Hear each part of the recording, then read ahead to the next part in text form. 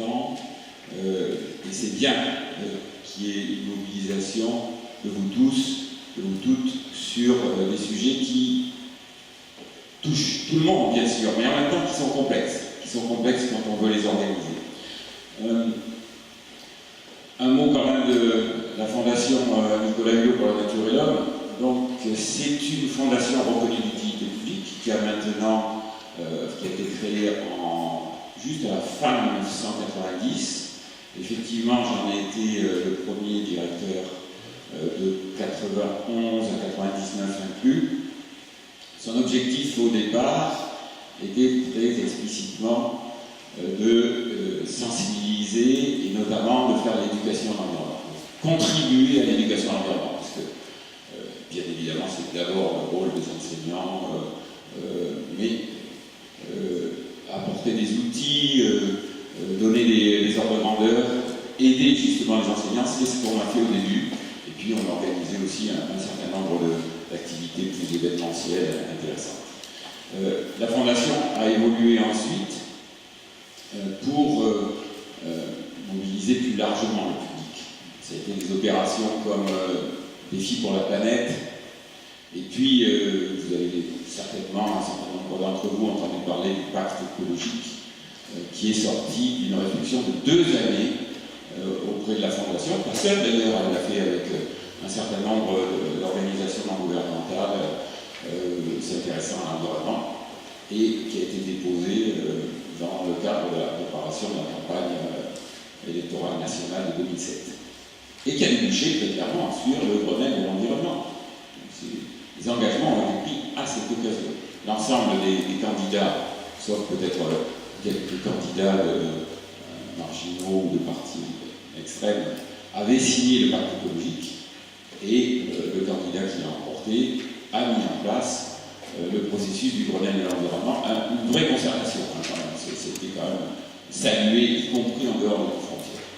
On peut dire que la Fondation a joué un rôle d'initiateur tout à fait important.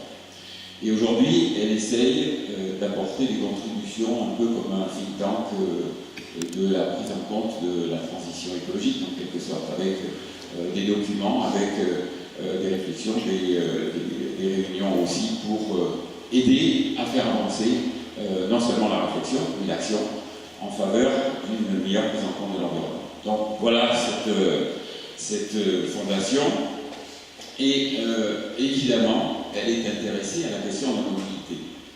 Mais avant d'en venir à la mobilité d'aujourd'hui, celle qui nous intéresse chez vous, dans nos territoires, en France ou dans nos pays développés, un petit coup d'œil sur cette carte que j'ai trouvée sur Internet. Je l'ai piqué à la classe historique de l'Harmattan, j'espère qu'ils ne m'en voudront pas.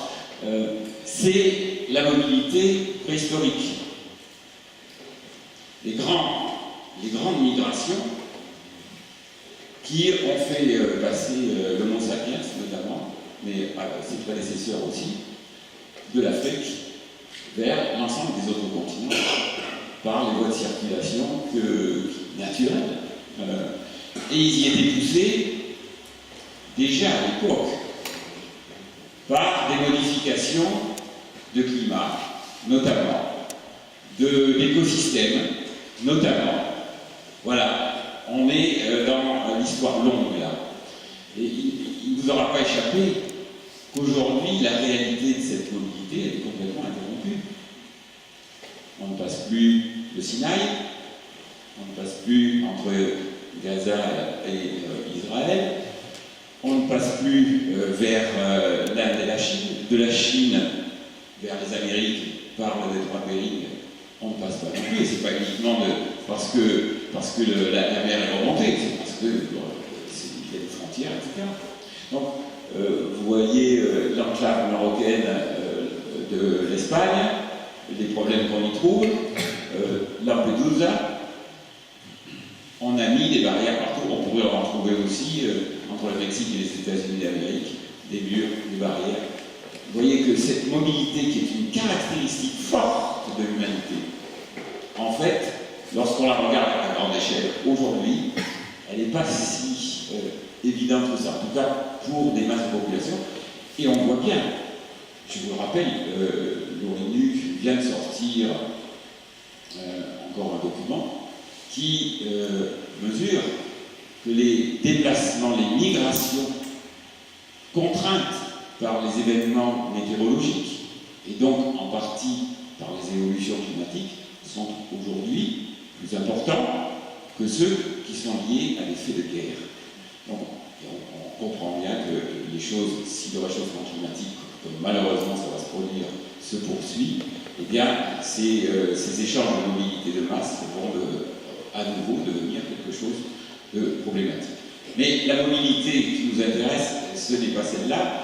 Simplement, ayons en tête que c'est vraiment une forte caractéristique pour l'humanité. Et d'ailleurs, Jean-Pierre Orfeuille, qui est un urbaniste, professeur à Paris sur ces questions-là, je lis directement, les droits au travail, au logement, à l'éducation, aux loisirs, à la santé, et on pourrait continuer, passent ainsi par une sorte de droit générique qui commande tous les autres, c'est le droit à la mobilité. Une des questions, et j'aurai d'autres citations, mais Jacques m'a dit d'être court, alors je vais essayer de ne pas rajouter. Une des questions, c'est que ce besoin de mobilité, d'abord, s'accélère de plus en plus vite. Le TGV, l'avion, etc. De plus en plus loin. Systématiquement, on veut pouvoir, au-dessus de ces barrières réelles de la mobilité de masse, passer pour aller y faire du tourisme, des affaires, etc. Et se systématise de plus en plus, c'est-à-dire concerne des quantités de population de plus en plus importantes. Or, ça ne peut pas continuer comme cela, comme ça a été dit par Kenneth Boulding. Imaginez qu'on puisse avoir une croissance indéfinie dans un monde fini est une affaire de fou, ou comme il était économiste, il rajoutait ou d'économiste. Parce que, voilà, on ne peut avoir que des équilibres économiques si on a de la croissance. Ben non, il y a un moment où, en tout cas sur les aspects matériels, énergétiques, consommation de ressources, il faut s'arrêter. Et donc il faut être plus efficace dans l'apport des services à partir d'une même matière première ou à partir d'une même énergie. Alors, la mobilité, je vous disais en début, ben oui, c'est un sujet qui a des impacts. Et là, j'ai représenté la chose pour ceux qui sont un peu familiers. On parle de développement durable, appuyé sur les trois piliers, l'économique, le social et l'environnemental. Et aujourd'hui, que voit-on à propos des transports et de la mobilité?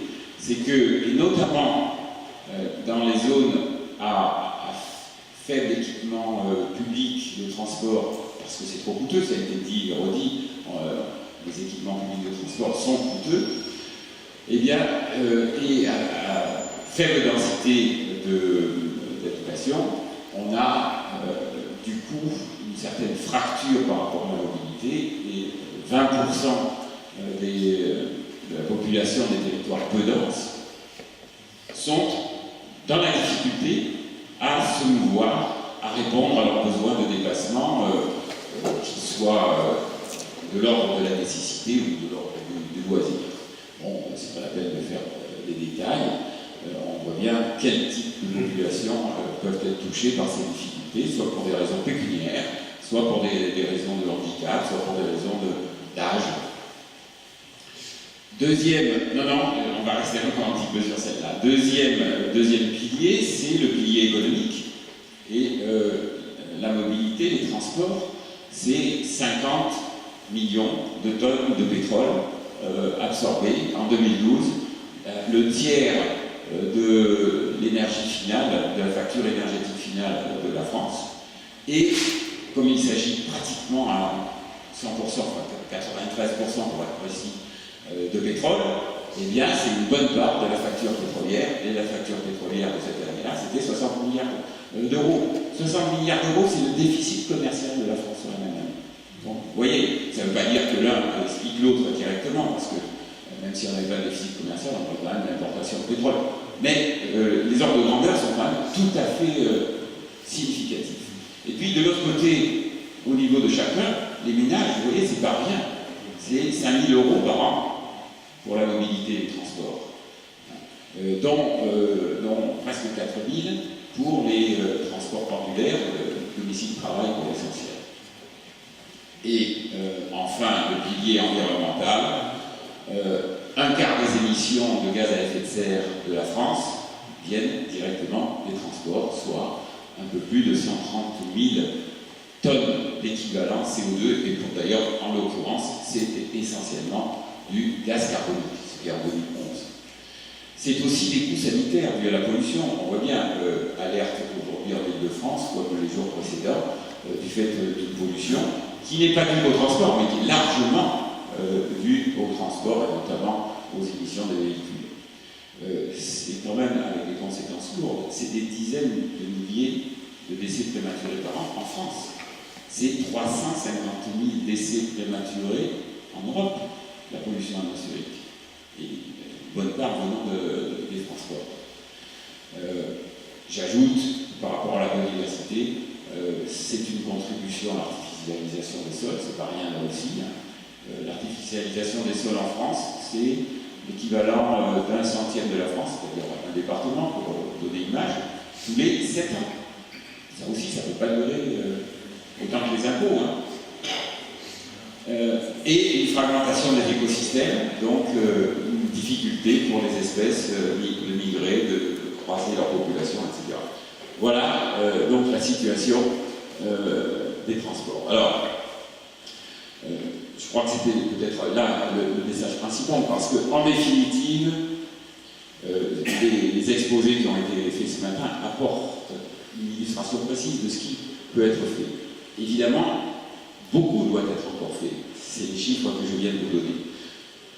Je vais m'attarder un tout petit peu, et puis ensuite je sauterai sur la fin de mon propos, pour vous dire, parce que peut-être ça a été moins évoqué par mes prédécesseurs, les éléments d'action, d'incitation qui peuvent être utilisés au niveau national. Vous avez eu les illustrations plus au niveau régional. On a donc, et tout ceci est classique, vous le savez, la réglementation. Aujourd'hui, on vient de le voir, le principal des transports, de l'utilisation des transports et de la mobilité, c'est le travail. Comment on peut faire en sorte que pour le travail, il y ait moins besoin de mobilité, ou qu'on puisse se satisfaire d'une mobilité plus efficace en quelque sorte, moins gourmande en argent, moins gourmande en pétrole, moins gourmande en émissions de gaz à effet de serre. Le télétravail en France est particulièrement peu développé, par exemple.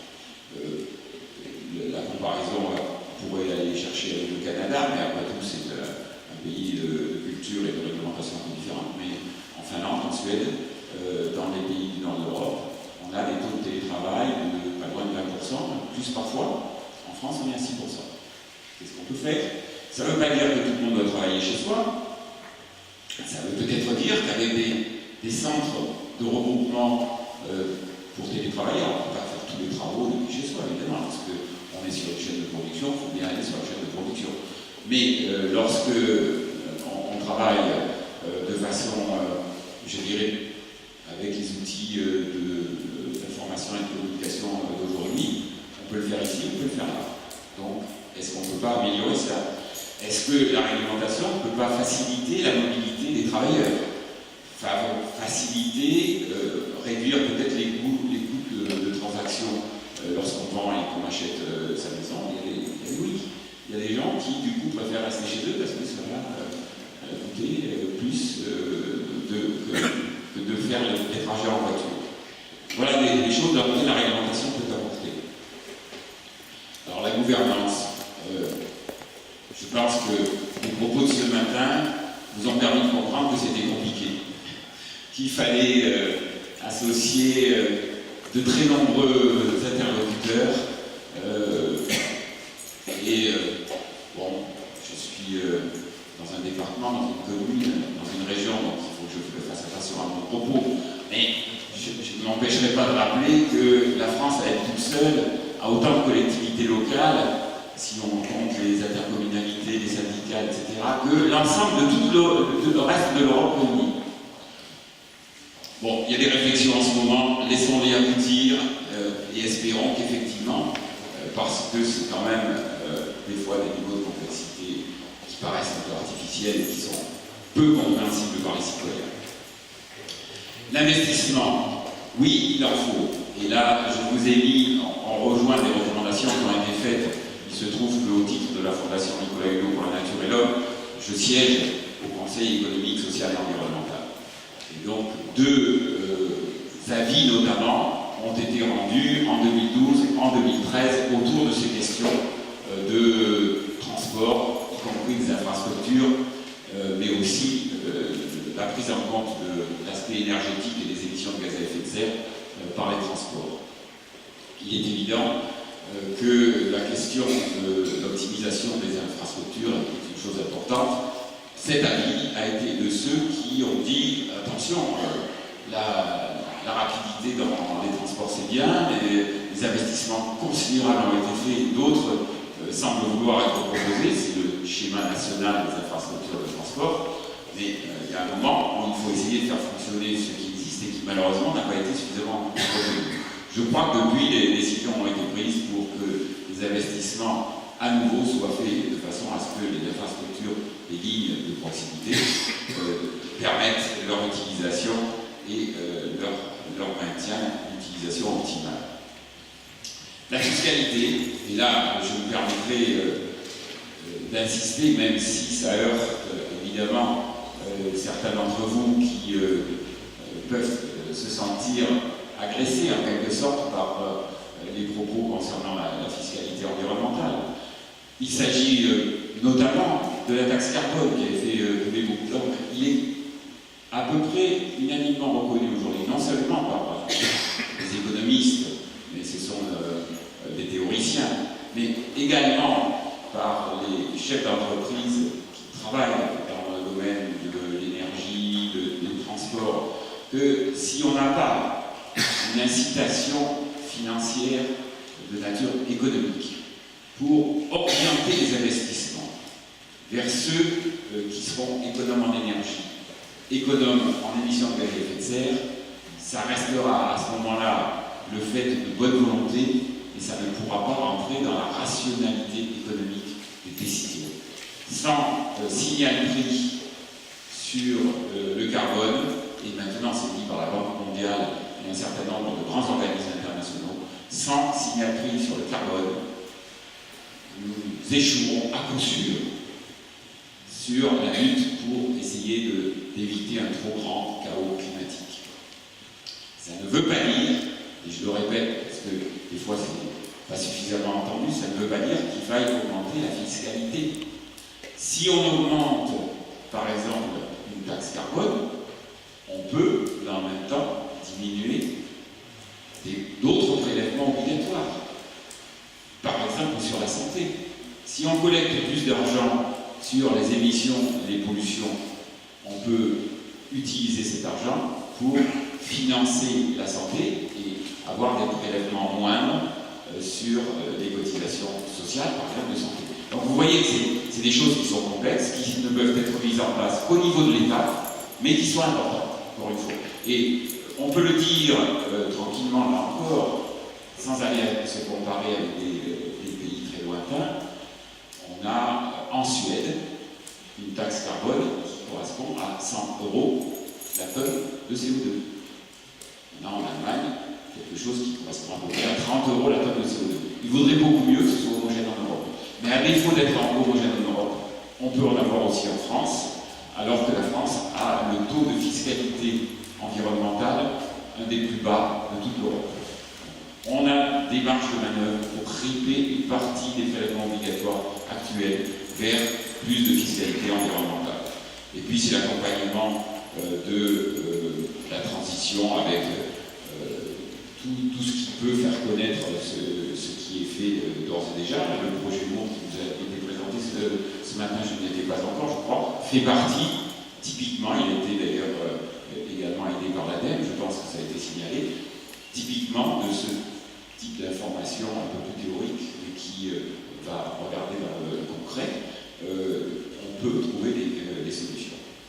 Et alors, à propos de solutions, et c'est là où j'irai beaucoup plus vite, c'est la diapositive suivante, puisqu'en fait, tous les intervenants de ce matin vous ont montré qu'il y avait des travaux, des initiatives, de l'argent qui étaient mis par les différents intervenants pour trouver en quelque sorte des améliorations, développer des services de mobilité intermodale, permettre à tous les habitants, même ceux qui habitent dans les zones rurales peu denses, d'accéder à des mobilités qui ne soient pas uniquement la voiture tout seul, comme cela a été dit fortement d'ailleurs. J'en profite, la voiture tout seul. J'ai eu des conversations avec de vos collègues, là en l'occurrence c'était des constructeurs chez PSA, et à peu près tous les grands constructeurs de véhicules du monde sont aujourd'hui sur des programmes de recherche avec en ligne de perspective à l'horizon 2020 des véhicules susceptibles de se déplacer tout seuls. GPS plus radar de proximité. Et donc on peut imaginer là, dans une vision un peu prospective, que tous les opérateurs de transport, tous les opérateurs de mobilité puissent, avec les constructeurs de véhicules, imaginer la façon dont l'interface pourrait encore améliorer les services de mobilité jusqu'au dernier kilomètre inclus. Hein, c'est toujours, je crois, la problématique de la SNCF en particulier, mais peut-être aussi des autocaristes. Comment on peut avoir des outils qui permettent ces déplacements tout en utilisant les meilleures technologies disponibles. Voilà un petit peu ce que je pouvais vous dire. Alors là-dedans, dans ce document, vous avez l'adresse où vous pouvez le télécharger si vous êtes intéressé à aller voir. Il est téléchargeable gratuitement. Vous pouvez éventuellement le commander si vous voulez l'avoir papier, mais là, évidemment, il faut payer le port et puis le papier directement à la fondation. Qu'est-ce qu'il y a là-dedans? Les indications sur les pistes de niveau national qui peuvent permettre de favoriser une transition vers une mobilité plus respectueuse en quelque sorte de l'environnement et du porte-monnaie.